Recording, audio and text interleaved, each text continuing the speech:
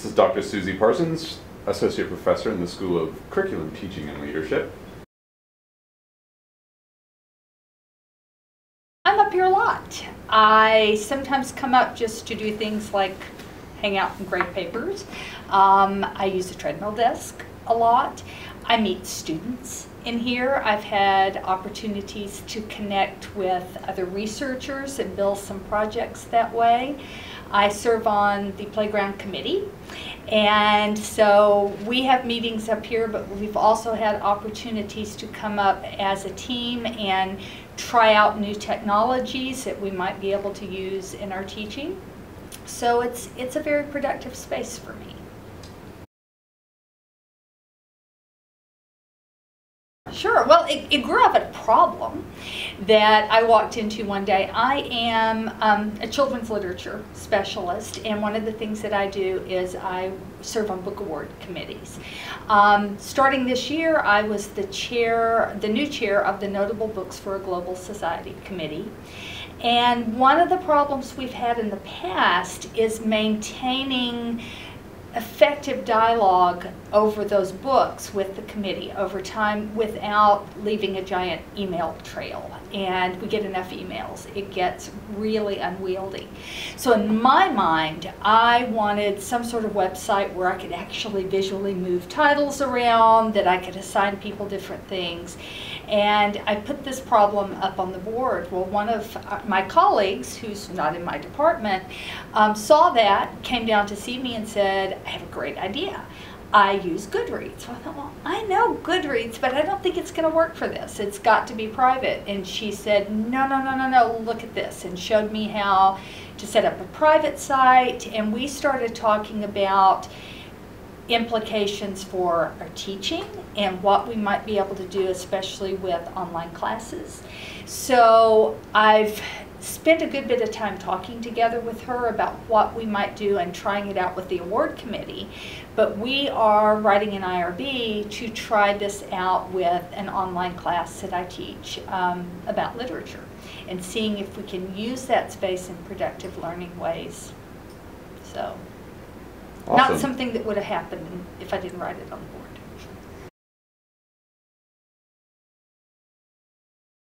I love meeting students up here. When they come to my office, I'm not scary, but there's something about coming to the office that feels like you're going to the principal's office. And if we're not in my office, we'll go down to the end of the hall, we'll sit around the table, we drive my colleagues crazy, but it's not the same energy, the same kind of environment as coming up here. So very frequently I'll say that I have a little post-it that I keep in my office, I'm up in the tech playground, come see me. And I think they feel more comfortable up here. I can get multiple ones in there. We're bouncing ideas off each other. The other day I was helping with some curriculum development, and you happened to be in the room, and the conversation widened. Other people were in there mentoring. They have the opportunity to say, well, hold on, let me grab something and go look at that, or what if I created this? So the resources are right there. It just feels like a more creative, productive kind of engagement than me sitting at my desk and them sitting in a chair next to me and we're talking about maybe what we can do. We end up actually producing and creating together.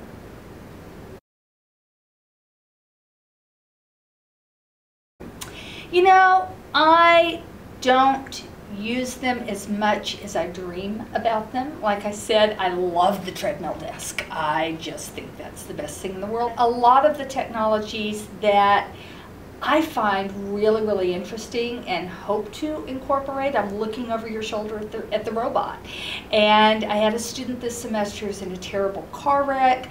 Fortunately, she was able to come back earlier than we expected, but we were looking toward the opportunity to possibly use that in the classroom.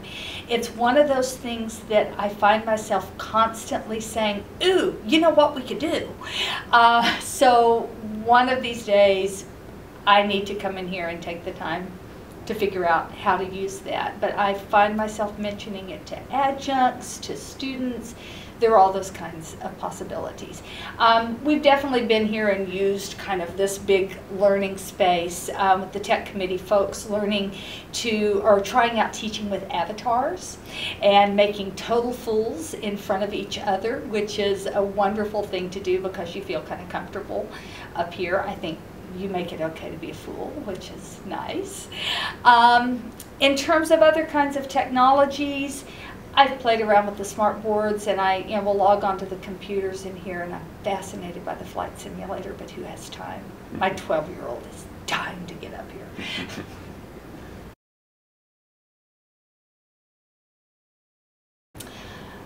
It feels, there's a very different energy from coming in and being in your office. We are wonderfully collegial faculty. We work together, we really try to support each other, but there's something about that physical space of the office. When you come in, the doors actually try to close on you. Some work has to be done in that quiet space, but there's other work that I can accomplish up here with a very different energy, with people coming in and out, somebody to bounce an idea off of, a chance to have a really meaningful and evocative side conversation every so often. I think I've mentioned to you before that sociological concept of the third place, and that the third place being, not your home and not your work, but someplace else where you go. And the energy is different because there are people from all walks of life that come in and engage and contribute. Sociologically, it's important to a healthy society. And I think this place has some of that same feel. This is where I am likely to see people who are in other departments, who do different things than I do, and I think that cross-pollination is really, really valuable. When I spend a day working up here, piles of grading or whatever I'm doing, I think I'm less tired when I leave because there's just a different kind of energy.